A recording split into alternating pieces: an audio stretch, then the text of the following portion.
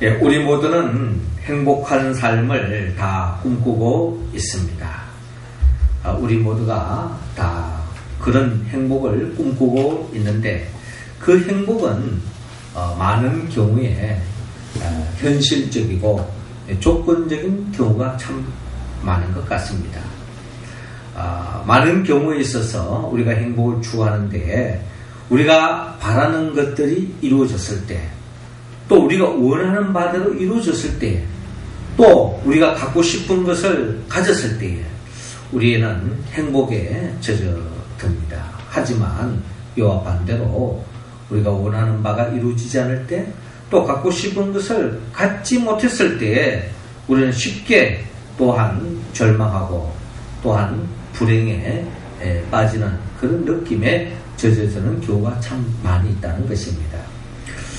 우리 주님은 우리 모두가 너무나도 현실적이고 외형적인 그런 조건에 의해서 행복하고 불행하는 그런 삶으로 나아가기보다는 어떠한 상황 속에서도 행복하고 또한 기쁨이 넘치는 그런 삶으로 주님은 나아가기를 원합니다. 그래서 예수님께서는 오늘 특별히 팔복을 통하여서 우리가 어떤 삶을 살 때에 모든 어떤 환경적이고 또 어떤 현실적인 행복에서 벗어나 우리가 어떤 상황 속에도 행복에 젖어들 수 있는 그런 삶으로 나아갈 수 있을까 하는 그 길을 우리에게 가르쳐주고 있습니다.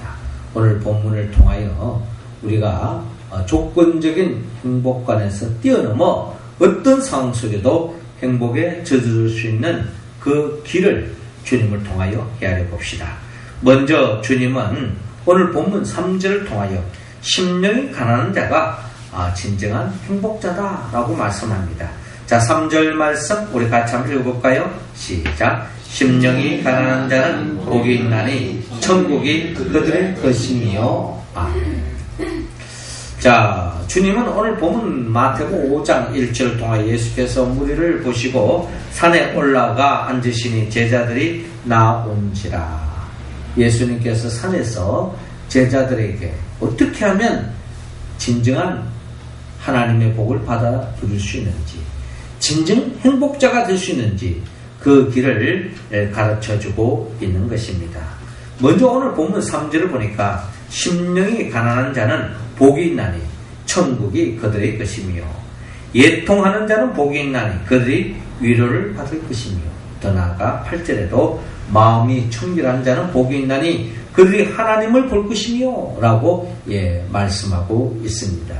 심령이 가난한 자, 예통한 자, 마음이 청결한 자, 한마디로 심령이 가난한 자만이 예통할 수 있고 심령이 가난한 자만이 마음이 청결할 수 있기 때문에 심령이 가난한 자가 무엇인가 우리가 먼저 헤아려 보기를 원합니다.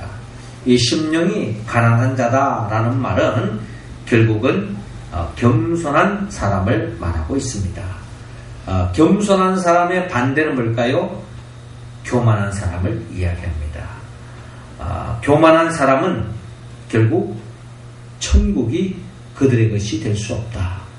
겸손한 자만이 천국의 주인공이 될 수 있다라고 주님께서 말씀하고 있습니다.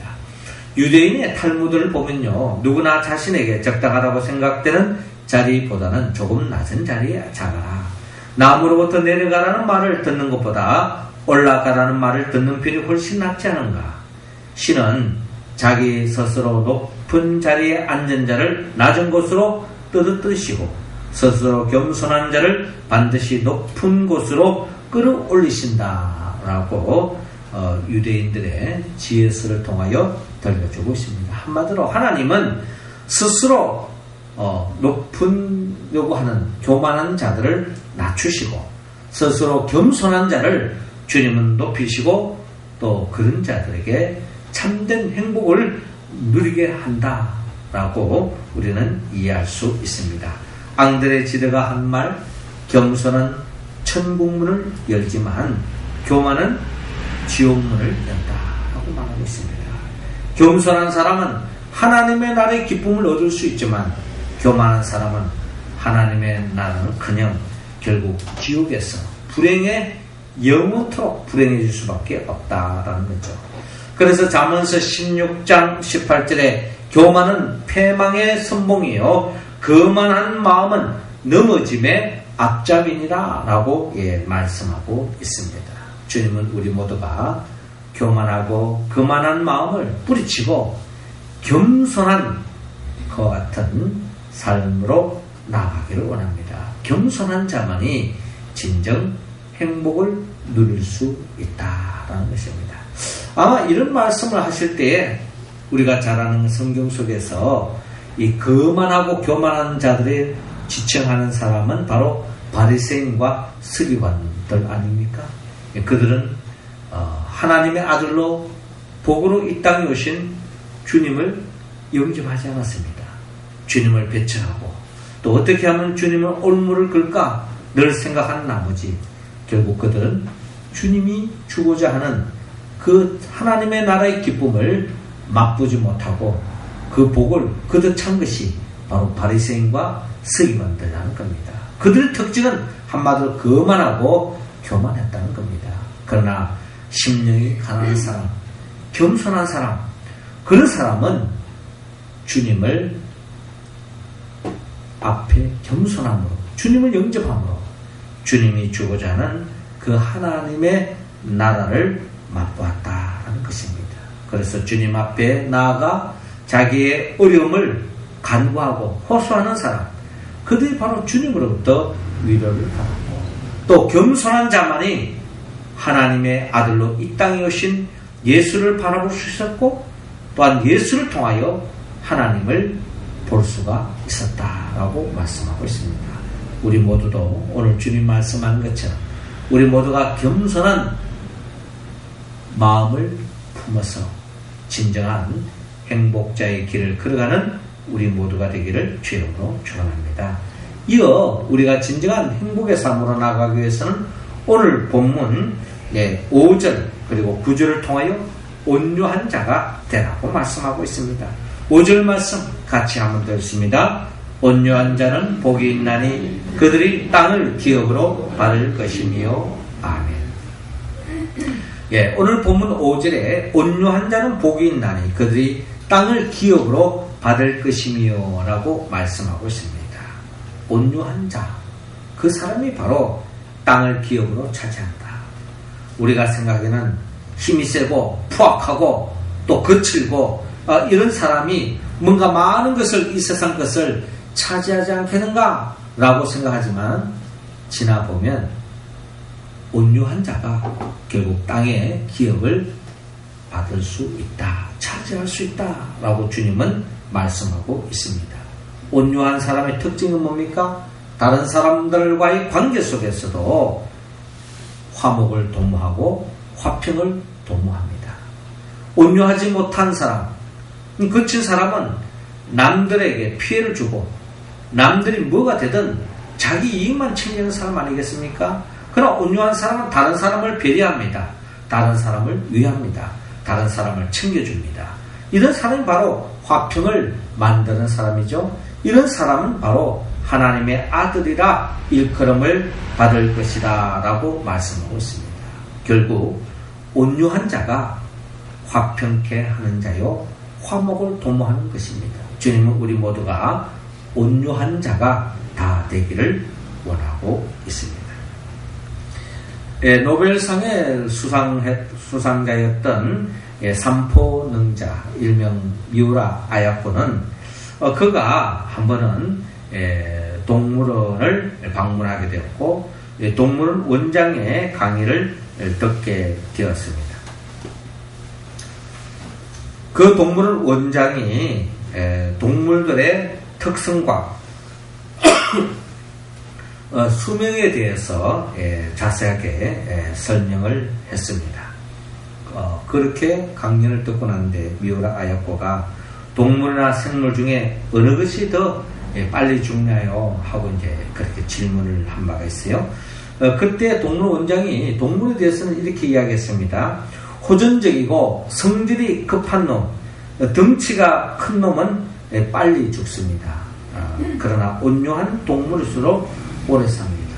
또 겉으로 보기에도 거칠고 또 딱딱하고 어떻게 보면 강할 것 같은 동물들이 의외로 빨리 죽는다는 겁니다. 곤충 중에도 투구벌레라든지 등딱지가 딱딱한 놈이 의외로 빨리 죽는다고 그렇게 이야기한 바가 있습니다. 우리가 생각하기에 강한 동물들은 누군가가 자신을 해치지 않기 때문에 더 오래 살 것 같지만 빨리 죽고요. 이 한반도에도 어떻게 보면은 호랑이가 거의 동물은 외에는 거의 다 멸종됐다. 그렇게 이야기하고 있지 않습니까? 의외로 강한 것이 강한 게 아니라 부드러운 것이 강하다 하는 생각을 가져보는데 우리가 잘 아는 이 노자가 임종할 때였습니다. 노자가 임종할 때 제자들을 불러놓고 입을 벌려서 보이면서 내 입에 무엇이 보이느냐라고 물었습니다. 마침 그 당시 노자는 나이가 들어서 이빨이 다 빠졌어요. 요즘 사람들은 다 틀리도 하고 하지만 그 당시에는 그런 문명의 이기를 누리지 못하여서 이빨이 빠지면 뭐 어쩔 수 없는 겁니다. 그래서 제자들이 말합니다.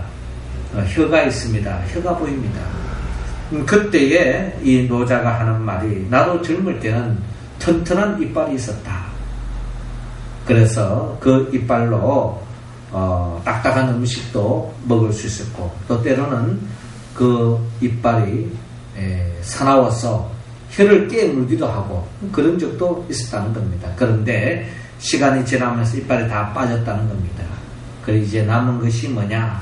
남은 것은 바로 혀만 남았다는 겁니다. 결국은 딱딱한 이빨이 더 강한 것 같지만 의외로 더 오래 남는 것은 혀다라고 이야기하면서 결국 강해야만이 강한 것이 아니라 부드러운 것이 강한 것이고 또 이 양육 강식의 이 세상 속에서 오래 살아남을 수 있는 길은 온유한 자가 진정한 살아남을 수 있다라고 온유에 대해서 그 누구보다 강조했다고 노자의 제자들은 이야기하고 있습니다. 그렇습니다. 우리가 진정한 행복으로 나아가는 길, 그것은 바로 온유한 마음을 품을 때에 가능하다. 특별히 다른 사람과의 관계 속에서 화평을 도모하고 또 다른 사람을 위하고 또 그렇게 챙겨주는 사람, 그 사람이 진정한 하나님이 예비놓으신 복을 누릴 수 있다고 말합니다. 우리 모두는 온유한 사람으로서 다른 사람과의 관계 속에도 화평을 도모하여서 하나님이 예비놓으신 그 복을 누릴 수 있기를 주의 이름으로 축원합니다. 마지막 세 번째로 의에 줄이고 목마른 자가 복이 있다는 겁니다. 6절 같이 했습니다. 시작. 의에 줄이고 목마른 자는 복이 있나니 그들이 배부를 것이며 아멘. 자, 주님은 6절을 통하여 의에 줄이고 목마른 자는 복이 있나니 그들이 배부를 것이며 라고 말씀하고 있습니다. 의에 줄이고 목마른 자가 복이 있다. 그들이 배부를 것이다. 배고픈 사람은 허기진 배를 채우기를 원합니다. 너무 배가 고프고 줄여서. 또 목마른 사람은 시원한 물을 들이킴으로써 갈증을 해소하려고 합니다. 그런데 진정한 복 있는 사람은 무엇에 갈증을 느끼고 무엇에 배고파하느냐? 의에 줄이고 목마른 자가 복이 있다고 말합니다. 여기서 말한 이 의라는 것은 결국 예수 그리스도를 말하고 있습니다.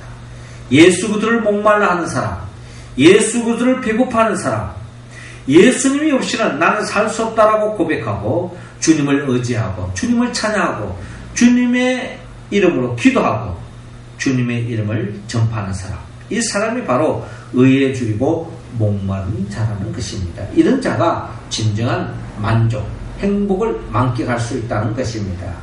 더 나아가 10절에도 의를 위하여 박해를 받는 자는 복이 있나니 천국이 그들의 것이며, 즉 예수님 때문에 박해를 받을 수 있다는 겁니다. 어려움을, 고통을 당할 수도 있고, 심지어 11절에 보면 예수님 때문에 욕을 먹을 수도 있다라는 겁니다.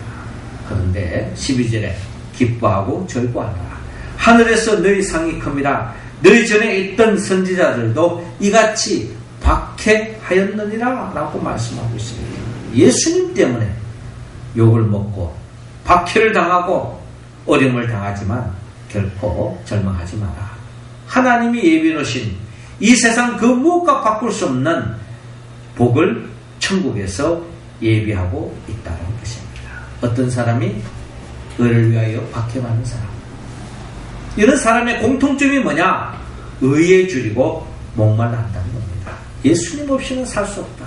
우리가 마치 밥을 먹지 않고는 살 수 없는 것처럼, 우리가 마시는 물이 없이는 존재할 수 없는 것처럼, 예수님이 없이는 우리는 영적으로 또 우리의 삶 자체가 존재할 수 없다는 것을 고백하는 사람.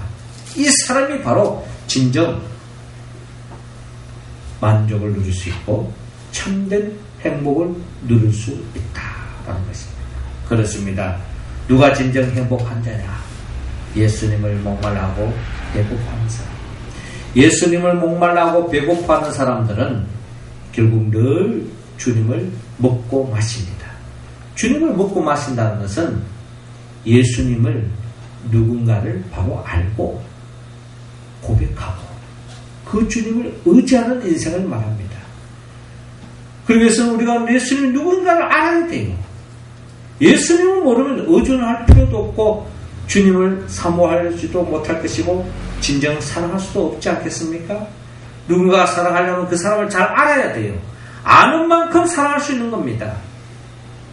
주님을 우리가 배불리 먹기 위해서는 주님을 알아야 돼요. 주님 누구입니까? 주님은 말씀으로 천지 만물을 창조하신 분이에요.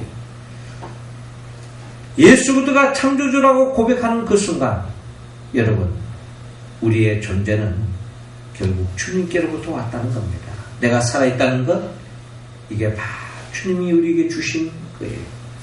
내가 존재하는 그 모든 것이 주님이 주시지 않았다면 있을 수도 없고, 주님이 허락해 주지 않았다면 우리는 존재할 수 없는 것입니다. 그러므로 모든 것이 주님께로 왔다는 겁니다. 자, 주님께로부터 모든 것을 받았지만 그것이 진정한 복이 되지 못한 것은 아담이 범죄한 이후로 모든 사람이 다 죄를 짓기 때문에 참된 복을 누리지 못하기 때문에 우리를 잃어버린 에덴 동산에 아담에게 주었던 그 참된 복을, 참된 행복을 우리에게 안겨주기 위하여 인간의 몸으로 오신 거예요. 인간의 몸으로 오셔서 결국 주님은 우리의 모든 불행의 씨앗, 우리 죄의 문제를 대신 짊어지고 십자가에 못 박혀 죽었습니다. 할렐루야. 내 죄를 대신하여 십자가에 못 박혀 죽으신 그 예수 그리스도, 그분을 먹고 마실 때 우리는 죄사함의 은총을 입을 수 있고요. 우리는 하나님의 자녀가 될 수 있고 거듭날 수 있고 의로운 삶으로 나아갈 수 있습니다. 이를 증명하기 위해서 예수님이 죽은 자 가운데 3일 만에 부활하셨어요. 부활하신 예수 그리스도, 그분을 통하여 우리는 이미 부활의 생명에 참여했고 거듭난 인생, 새로운 인생, 하나님의 자녀로서의 삶이 이미 우리는 시작된 줄로 믿으시기 바랍니다.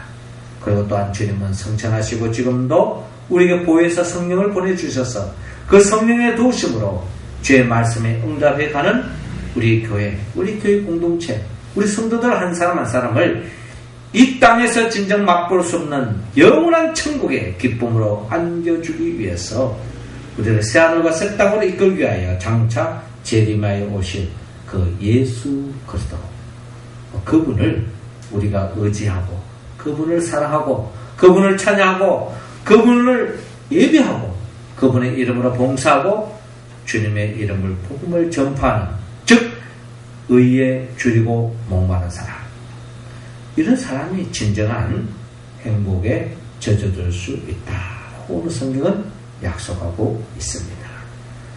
의에 줄이고 목마른 사람, 주님이 없이는 살 수 없다고 고백하는 사람, 그래서 전적으로 주님을 바라보고 의지하고 따라가는 그 인생, 주님이 그 인생을 책임져 주신다는 것입니다.